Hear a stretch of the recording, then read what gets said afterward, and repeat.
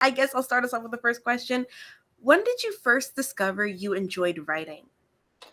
Um, when I was a really little girl, like my mother, she has a really good talent of assessing her kids' talents. So my mother knew that I loved reading. She knew that I loved writing, and she knew that I loved video games and technology. So she made sure to really enhance those loves, made sure that she found extracurricular programs that would um, enhance them, develop them, and it still gave me room to be a kid. So while there were piano lessons and karate lessons and ballet lessons, um, like there were also computer science camps and for like 4-H camps. Like I know how to milk a goat. If the apocalypse comes, I can milk a goat. We'll be fine. We'll have plenty of milk and cheese. All right, I know who I'm pairing up with in the during the next apocalypse. During the apocalypse, next apocalypse. Oh. um and I have seen that you have written quite a lot of things, whether it be books, articles, stories. What would you say is one of your favorite things to have written?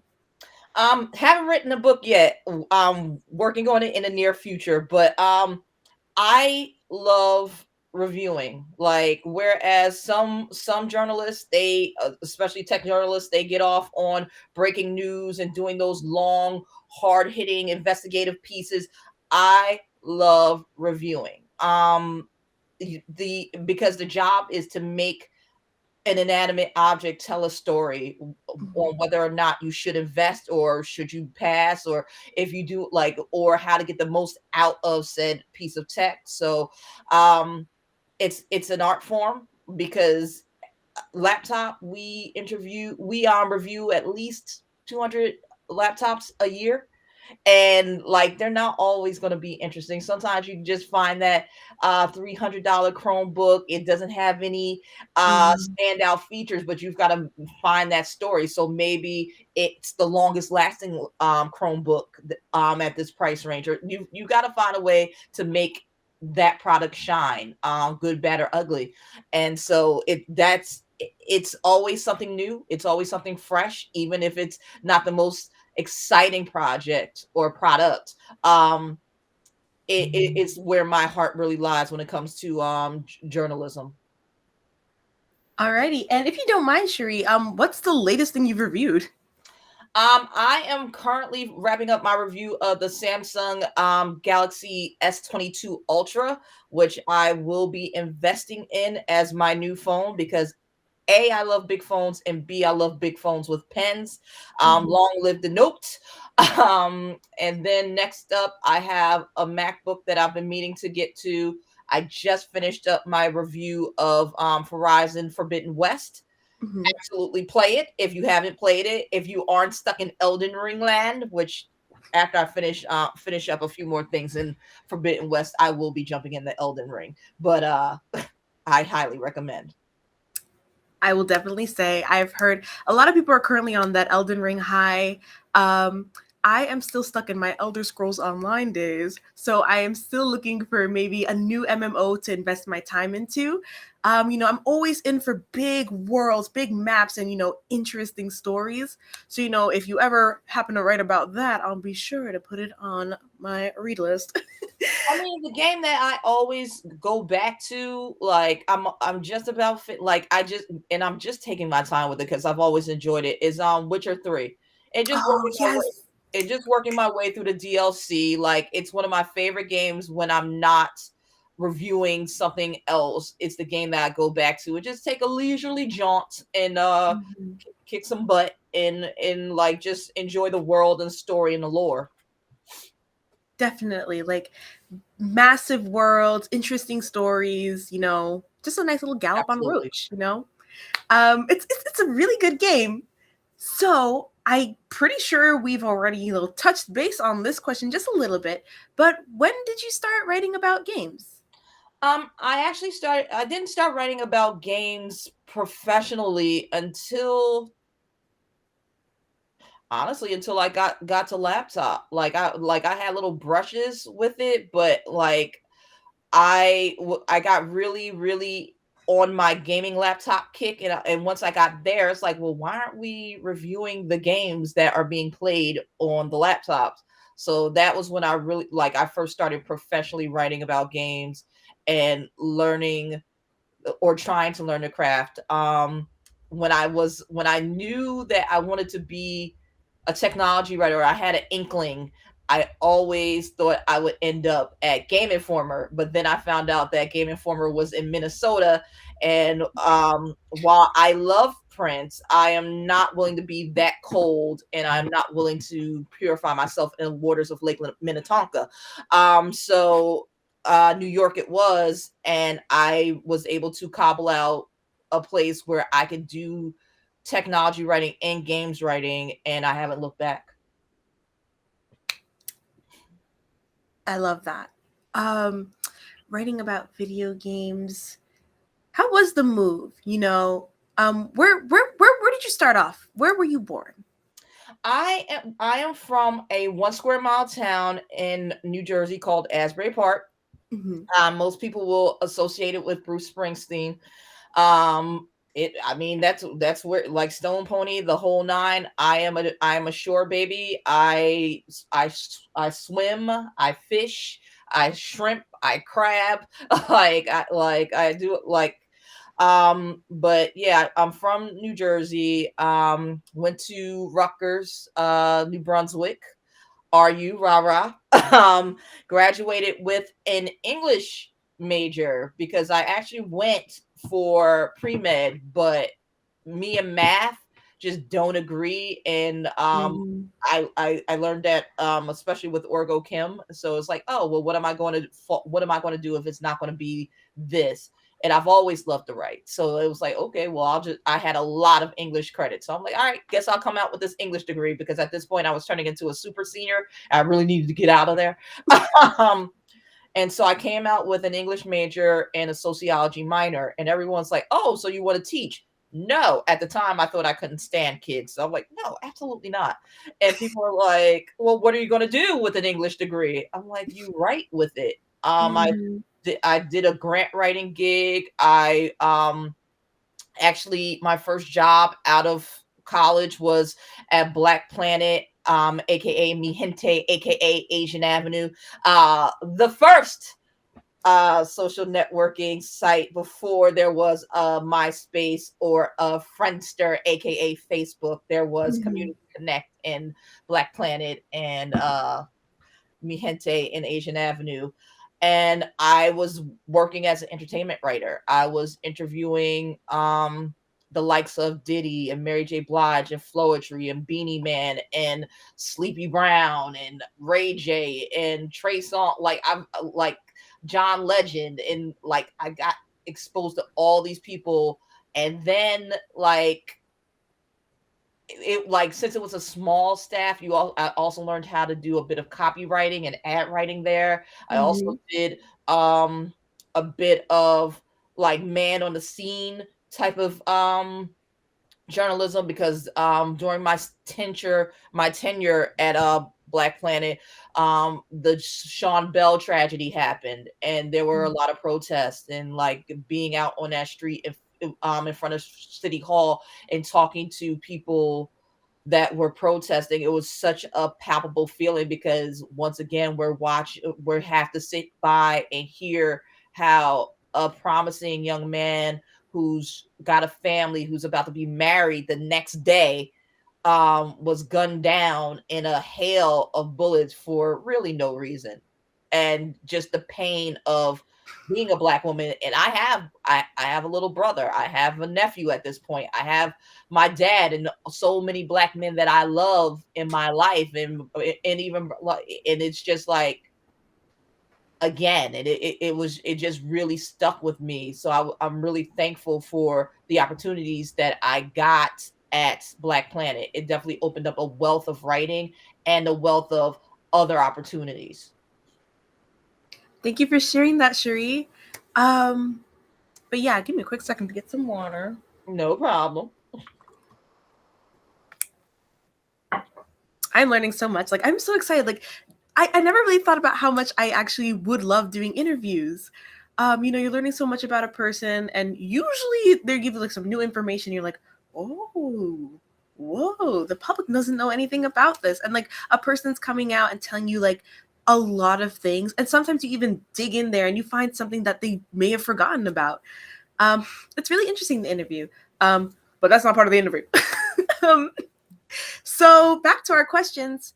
Thank you for sharing your story, Sherri. Like, I understand, as a person of color, um, there's a lot going on, and in rise of the, not even recent, long time ago, Black Lives Matter protest, you're always thinking about how exactly, as a youth in a community that isn't very, open for homosexuals and people who identify as queer, you're always at risk of not feeling welcome in your own community. But at the same time, you realize that there are people who are out there who have your best interests in mind, especially as like a young person of color. There's not a lot of people who want to see you succeed, but it's up to us to, make our lives better, realize that we have potential and we're not going to waste it in a place that doesn't want to see us grow. Um, but yeah, back to our questions. The New York Video Game Critics Circle. When did you start working with them? When did you start, getting involved? Um, I'd have to ask Harold the year exactly, but I think this is either my 6th or 7th year working with the circle. Um, One of my colleagues, Jill Shar, we worked together at Tom's Guide and Laptop Mag, and she was the member at first. And like I had been to an award show and I thought it was really cool and I wanted to join, but they weren't accepting members as of yet, well, new members. Mhm. And it just so happened that Jill got an awesome job writing the lore for Destiny at Bungie. She got hired by Bungie. and so she could no longer work at Tom's Guide. So there was an open slot and she was gracious enough to nominate me. And I met with Harold and like I was in, and then he just mentioned that, oh, well, by the way, we're not just doing awards, we're also mentoring. I'm like, do tell. And he told me all about the program. And I was like, I am absolutely in on this. Again, when I was younger, I thought I couldn't stand kids, but um, the mentoring opportunities that I've gotten with the circle have really opened up my eyes, and I like it's one of my favorite things that I do throughout the year is sitting down with young people and just looking into their bright faces and hearing that their love of games and the games that they love. Like it's so interesting to see, like, of course you're going to get modern games like COD and things of that nature, but like to have a discussion with someone much younger than me, talking about the original Final Fantasy 7, or they got their hands on Super Mario Brothers 3 or 2, or they played some of the first Castlevanias, and just seeing how our love of gaming, it transcends time, and just to get younger different perspectives is always awesome. So I it's one of the favorite things that I do throughout the year. It's an honor, it's a privilege. And I highly recommend to anyone, like, if you have that opportunity to mentor somebody, take it. Like you will learn some things about yourself.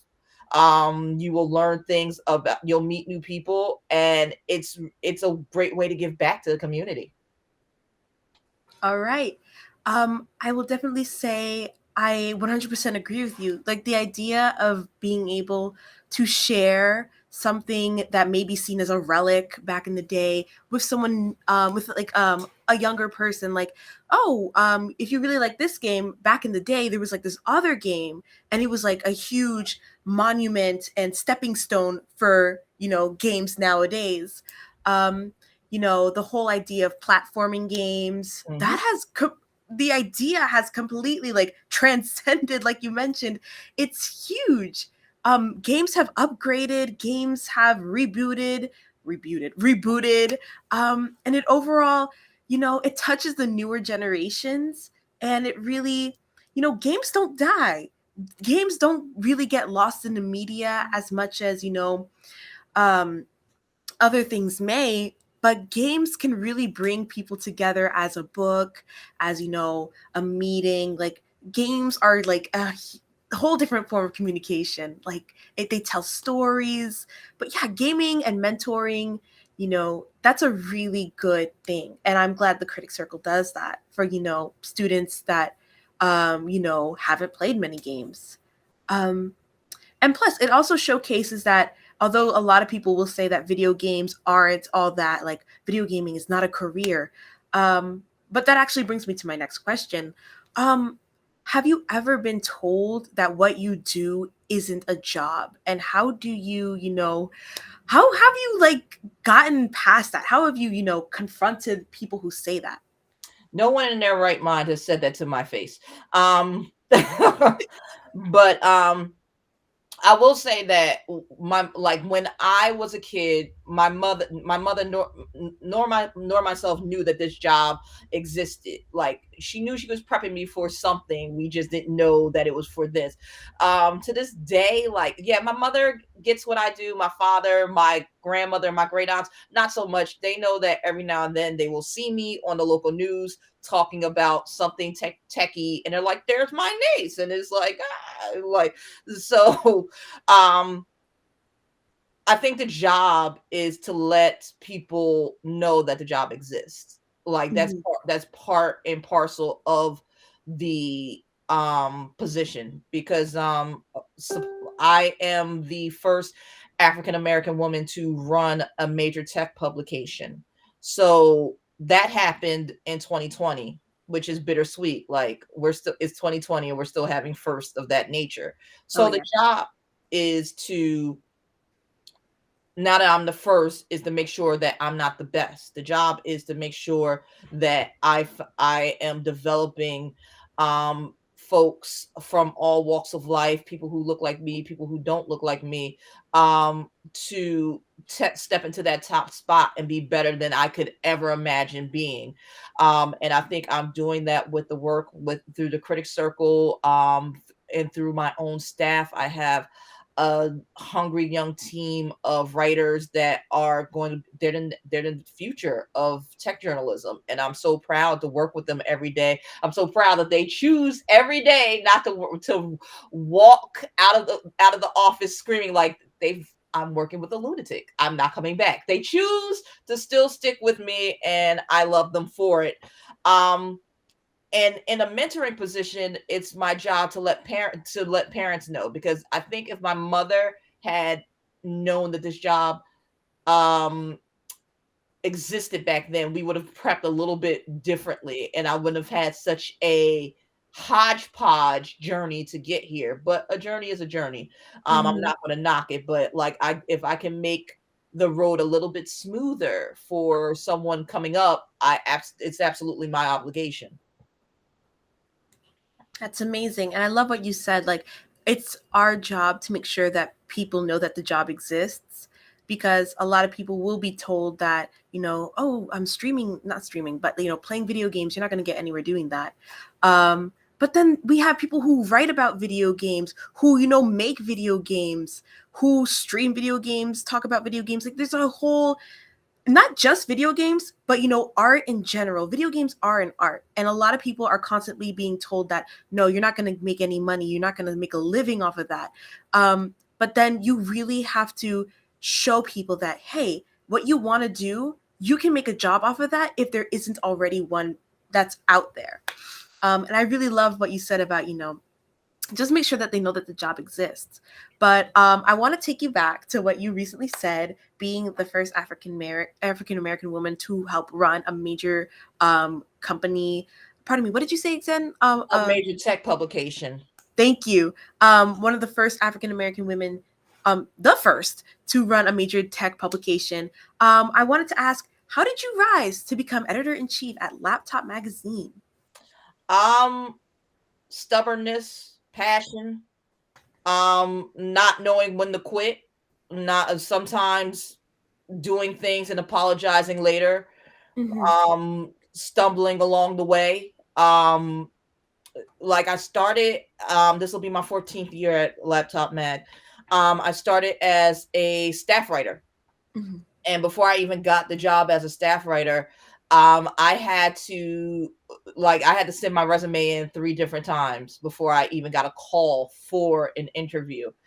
And when I finally got the call for the interview, I'm so excited. Like these are the days where you go in for an interview, you bring copies of your resume with you, even though they have a copy of your resume. I don't know why they make you do that. It's a waste of trees. But anyway, um, I'm at the Staples. I'm a couple of blocks away from where I need to go to for the interview, Mhm. and I have a nice little skirt on, a blouse. It's like May, but it's a hot May, and I'm like, oh, let me start moving. I need to be because you want to be early. If you're on time, you're late. Um, so I'm making my moves towards the address, and I step too wide, I guess, and my skirt splits up the back. And so now I've got to like shuffle my way to the interview. I get there 10 minutes late. I'm sweaty. I'm Oh. frazzled. One of the interviewers comes out and just gives me this look like, and so I know I have to put on a show now because I'm late. I've already made a bad impression before I've opened up my mouth. Mhm. So I scooped into the interview room, and it's a three-prong interview. There's three people against me. And it really is like an American Idol panel. Like one of my bosses like is absolutely Paula, just looking at me with the star eyes, like, yeah, you're a superstar. Then the other interviewer who was the one who gave me the like they're Randy, so they're just kind of like, and then there's Simon, which is like the former editor in chief, and he's just looking through my soul. So after I apologize for and explain why I'm late, we get into the interview, and they saw something in me. But I was also determined to get this job because it took me so long to even get a call in, and Mhm. thankfully in that time that I was waiting for this opportunity, I was still freelancing. And I was freelancing for the likes of BET and Black Web 2.0 and Pop Gadget and a few other outlets. So I still had tech opportunities. Like I'd started delving into reviewing products. I'd been to CES once. So I had enough where they felt that they could shape me, and they brought me onto the team. And when I got the job, I'm looking at them doing their jobs. I'm like, I never want their jobs. And now 14 years later, I have the job, and it's incredibly fulfilling. But the journey was like like when I think back, like I'm s- I'm a brat by nature. Like I don't like hearing no. I have I have these dimples, and I feel like when I smile, like why would you want to tell me no? It's a horrible word. It's a horrible word. So there are things that like I thought that I was ready for. Like there were times when I was passed over for promotions, or I was looking for jobs outside the company and like didn't get them. And even worse, saw my colleague that I work with get said job, and Oh you be like, God. and like you just feel it in the pit of your stomach, like you're basically Will's Prince of Bel Air, and like, well, I don't know, why don't he want me, man? Like it's real emotional and stuff, and like thankfully I had like my work husband slash little brother there to keep me grounded and keep me focused. And slowly but surely, I rose from a staff writer to a senior staff writer to an editor to a senior editor to an assistant manager to editor in chief. But it was like when I look back, there were times when I thought I was ready and I wasn't ready. Like I was a little too brash. I wasn't like I'm like as my former boss will tell you, like I am very down for my people. That means that I am not very diplomatic. If you say something about one of my team members, I am like ready to rip your face off. He's like, Oh yeah. could you just be a little bit more diplomatic? It's something I've had to work on, but back then I'm like, okay, I get it, I get it, I get it. You couldn't have the loose cannon just so like it took growth, it took maturity, it took passion, it took perseverance. Um, it took a love of the industry to get here, and like and people that actually believed in your talent, even those days where you're like, I'm trash. Like the writing is not, she is not she's not writing, she's not doing what she's supposed to give, all that stuff. Like there were people in my corner like, you're wrong, you've bumped your head, keep going. And that, like those moments, and it just it was a journey, but it's an ongoing journey, because now the journey is, someone thought I was adult enough to run a whole publication. Who thought that? And so every day I would like, so every day it does not escape me that my decisions don't just affect me, they affect my team. So like it definitely makes you act in a more measured way, or as measured as I can be. But because I'm very much a squirt, like big idea person, like this and this squirt. Like I know myself. Know yourself, people. The more you know yourself, the better you'll get yourself into a position where you want to be. Um, but it like it's always a journey, because now I'm like, not only am I running the publication, I'm like, okay, I have to think about the stories that are getting published. Have we gotten in the, do we have the proper equipment? Who, if we don't, who do I need to talk to? Oh, I have an idea for this live event, or I want to do this, or I want to do that. And like working with my boss, and who is incredibly supportive. Thank you, Keith. To bring in the next generation of Laptop Mag, whatever it shall be. All right. Thank you so much for sharing your story, Sherri. Like, wow. I 100% get you. Like, sometimes you just have like a bad moment, but you can always bounce back from that. Like, oh, the skirt ripping. I When I had an interview once, I had like this really visible stain on my shirt, Oh, poor and baby. I was like panicking. I was like, "Oh my god, is okay, just make sure that they're always focusing here and that they don't look down there, because on God, it was your fault. Why did you spill that on yourself?" Like, but um it's always good to hear that. You know what? Damn, Sherri Smith, editor in chief, she's just like me for real. We also had like a thing in our skirt at our meeting, you Miss know? Miss Smith is a klutz. Miss Smith almost fell off the stage at her cotillion. True story. As my best friends, they were all there. Like, thank God my dad was there to like. I would have fallen into the orchestra. It would have been a disaster. Oh my goodness. But like it's always interesting to hear someone's like, "Oh, where did you start from? And how did you get here?" It's always like a bottom to the top story, but then you realize like you were destined for the top. And one, Sherri, congratulations. I'm so happy. Like, wow. I didn't really know much about you, but editor in chief, like that's really I love that. Like, yeah. Like like when I think about it, like I also think of, I quickly mentioned my besties, like my old school crew. Um, some of them I've known since third grade, and like Mhm. looking back, like it's very cliche, but birds of a feather flock together.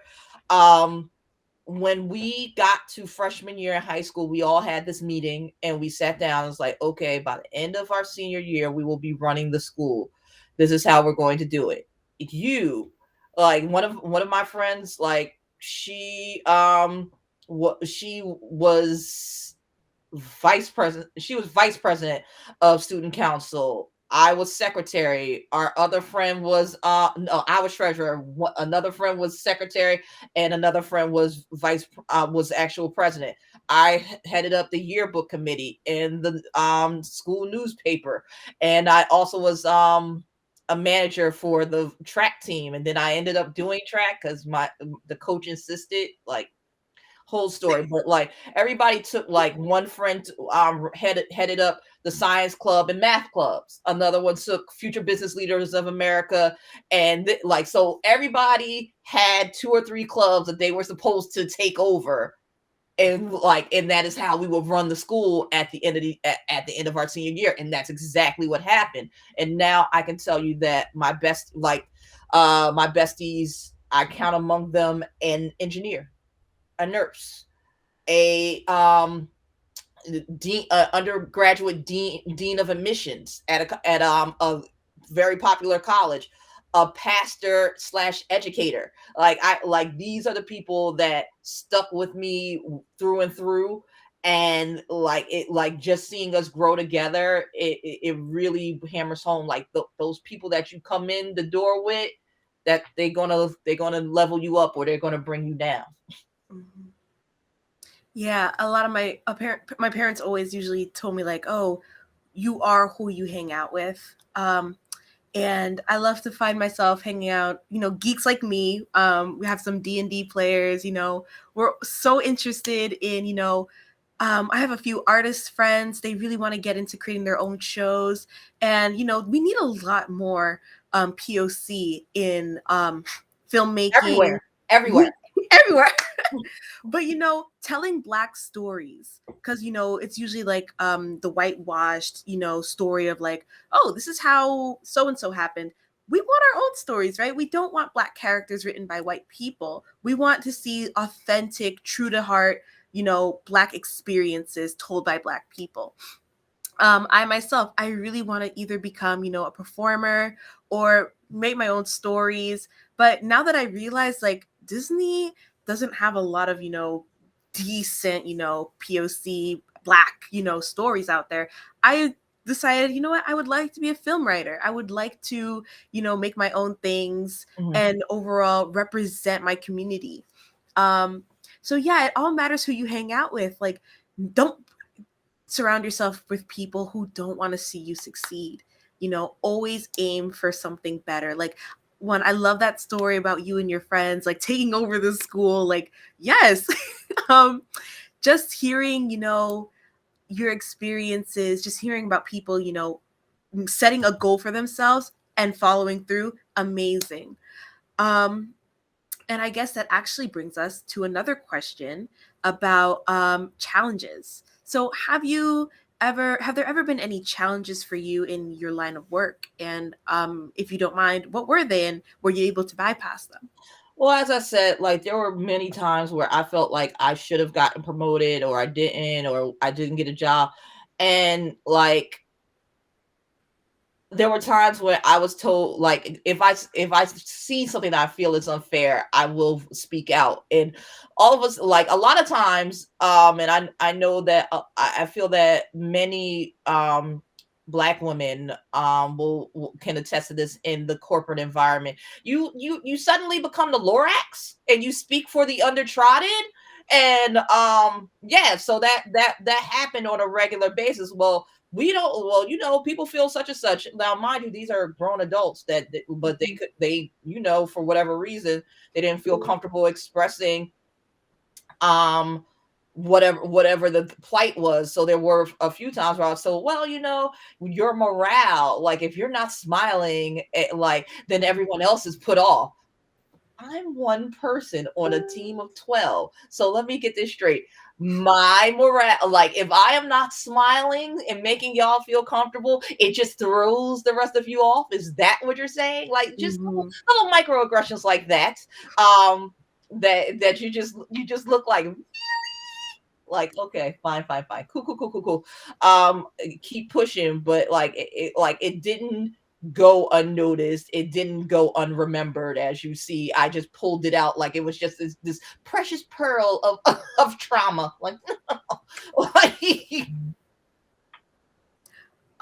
Thank you so much, Sherri. But yeah, the whole idea of I can't break my back. Just like for everyone's sake. Like I need to make sure that I'm comfortable where I work first before I, focus on everyone else. Like, okay, I'm having an off day. If I'm not smiling, like that's just me. you don't have to worry about me. You don't have to worry about, how you react to me. Like, we're all getting our work done, and we're all, experiencing our own different things. And I guess that will lead us to our final and concluding question for today's interview. One, I just want to say, Sherri, I'm so happy that you were my first interview out of these series of interviews.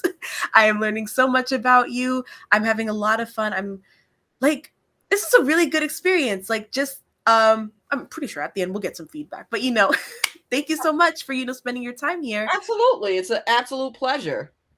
And our final question, what advice would you have for young writers, journalists of colors, or just, people of color who are ready to, get out there and just become the next CEO or the next, top gun of, a company? Like, what is your advice?